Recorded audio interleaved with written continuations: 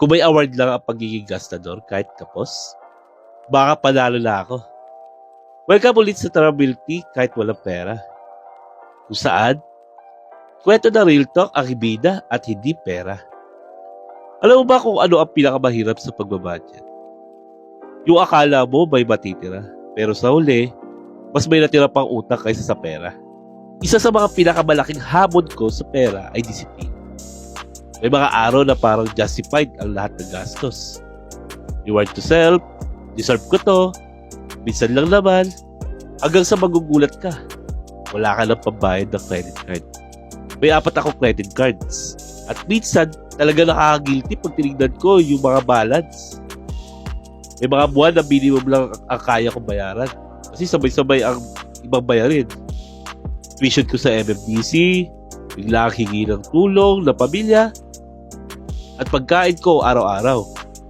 Bukod pa dyan, may loan din ako sa bangko, SSS at Pag-ibig, na umaabot ng 250,000.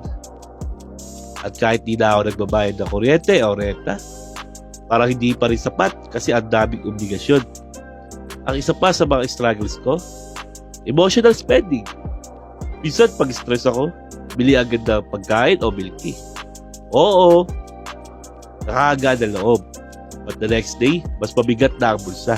May insurance pa ako na 3,000 pesos per month. Pero 7 months na ako hindi nakakabayad.